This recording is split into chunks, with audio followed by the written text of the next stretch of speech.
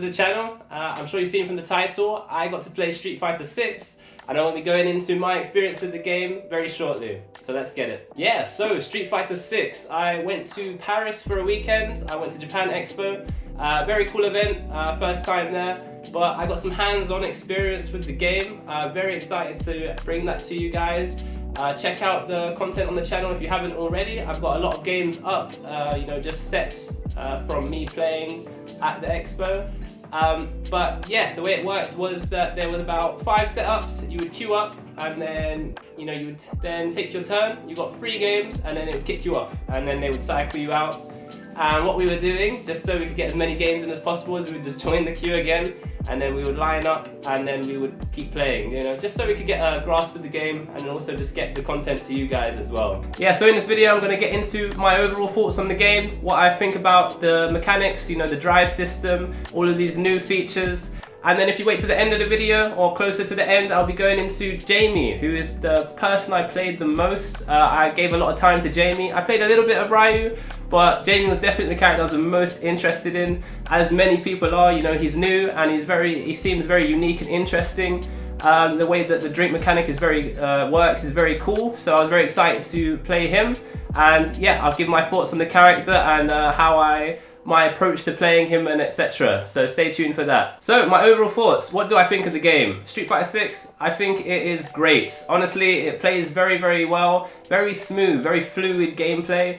It's kind of a mix between 4 and 5. I think I preferred the movement in 4. 5 I felt was a bit too clunky for me personally. I didn't like the way that you could whiff a lot of buttons, and there's not as much risk in 4 as there is in 4, for example. Like you could whiff stand hard kick with birdie, for example, and it's very hard to whiff punish consistently. But in 6, the buttons had a lot of weight to them. They felt weighty, but then they also had recovery. So in footsies, if you press a button, it will stay out there and you can whiff punish it. And also the movement just felt very fluid. So playing footsies was very fun and I enjoyed it a lot. Now, the most unique thing to Street Fighter 6 has to be the drive system. And I have to say, the way that it's implemented, I think it's going to be really fun, honestly. It's very different because never before has your EX moves been tied to a completely new resource that's also renews on its own. And it will create some interesting mind games because all of your defensive options come from the drive gauge. So you're gonna have to choose between offense and defense, and I think it will allow a lot of creativity and it will encourage multiple strategies from round to round. For example, with Jamie, I was using a lot of OD dive kicks. His OD dive kick is really good, by the way. Plus on block if you space it well, so you get a mix up after that. One hit, you get a good combo, you get good damage, and then a knockdown and Oki.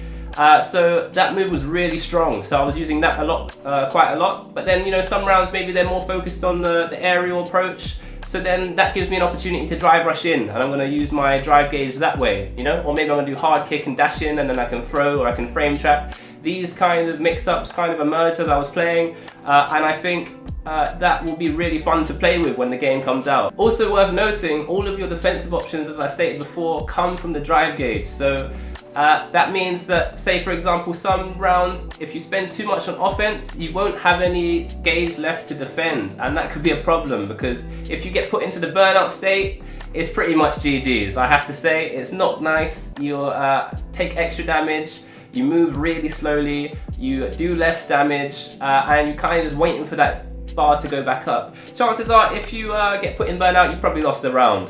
Similar to if you get stunned in SF5 or SF4, you probably lost that round. I think burnout is like the new stun.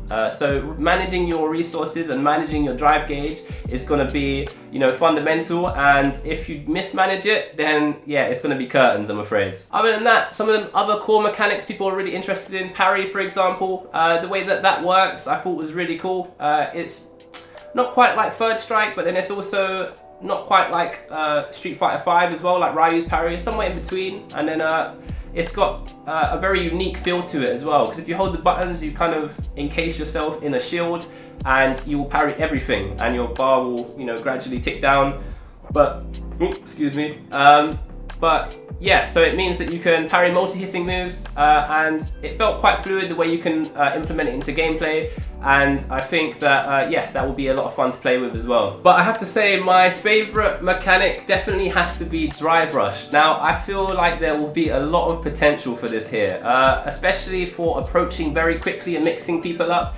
It meant that I could go from, you know, mid-screen right to your face, and it's kind of in the blink of an eye, and it's tough to react to for sure, and then you get a mix-up off of that, especially if they're looking for other things, then it will be a free approach, I feel like. Also, what I was doing with Jamie is, for example, hard kick, and then I would buffer in the dash, so even on block, this felt plus. I can't say for sure, because obviously we don't have training mode, we don't have the frame data, etc. But this definitely felt plus, and it gave me an opportunity to either throw or frame trap. I've got footage of me counter hitting people after it, also footage of me throwing people after it, so there's definitely mix-up potential there. As I say, it felt plus. I can't say for sure though, but I think that will be very strong. Now, the mechanic that most people are most worried about, I have to say, is drive impact. It takes some getting used to, I have to say for sure. It's kind of like focus attack, you know, it's a bit more overpowered than focus attack, takes, you know, absorbing multiple hits. But a key difference is focus attack, you could dash out of it. This you cannot. So once you start the animation, you have to commit to it. So that means that if you react with parry or you react with your own drive impact, then, you know, it's GG's for you. So I think that will quickly become the standard, that you can't just throw it out willy-nilly, you'll need to set it up, etc. But I think it is very good in footsies. Say for example, I whiff a jab and then I bait you to press a button and then I do my one and you're not expecting it, then yeah, you're gonna get crumpled, I get a full combo, and that feels pretty good, I can't lie. So yeah, but not as strong as everyone's like kind of making out. I think it is quite balanced. Now, I didn't use much of drive reversal. This is like V reversal in Street Fighter 5. But it's not the most exciting mechanic right now, but I feel in the future it will be very, very important. Just because offense in this game seems really, really strong. So imagine you're in the corner, and rather than worry about taking the, you know, drive impact mix up, etc., you know, it's worth spending 2 drive stocks just to get them off of you. You get the grey health, you get knocked down, you get away, you know, and you can build that space. So right now it's probably not the most talked about mechanic, but I imagine in the future it'll be very, very important. And this also goes back to what I was saying about how all your defensive options are tied to the drive gauge. So it means, you know, you're gonna have to just decide whether you want to use an OD reversal to get them off you, or a drive reversal, etc., or drive impact maybe to blow through their attacks. So yeah, defense in this game is going to be very important, and that means managing your gauge, as I said before, is vital. Now, the part I know most of you have been waiting for, you know, me getting into what I think about Jamie and how he plays, etc. Now, I'm just going to touch on, you know, some basics and how I felt playing him. If you guys want me to do a more in-depth Jamie guide, like maybe about strategy and like my approach to playing him, maybe just let me know in the comments down below and I can sort that out for you. Yes, Jamie, he feels great to play. I think his dive kick is really, really strong. The OD one in particular, like I said, you get a combo afterwards. If you space it well, it's plus.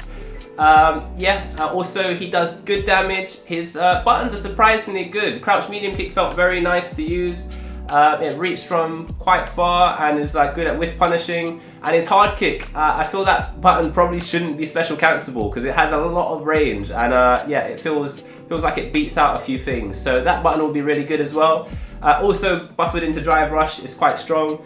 Yeah, he has good hit confirms from what I could feel, and I think he will be very, very good. Now, the biggest thing with Jamie is his drink. Now, this is a very core mechanic around the character, and I think the basic strategy would be that you want to end your records in the drink version, just so you can build up drinks until you get, you know, 3-4 drinks. That's your main goal. You're going to get 3 or 4 drinks, and then you can start to overwhelm the opponent because he becomes very tough to deal with.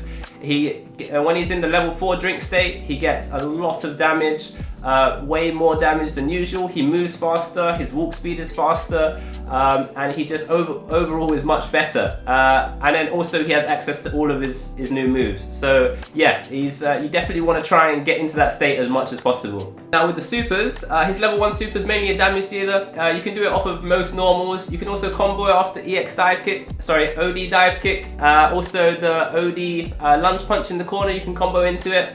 But yeah, it does good damage. Also, you can end it in a drink, which I found out recently. If you hold down the button, then you can sneak in a drink at the end, which is quite cool.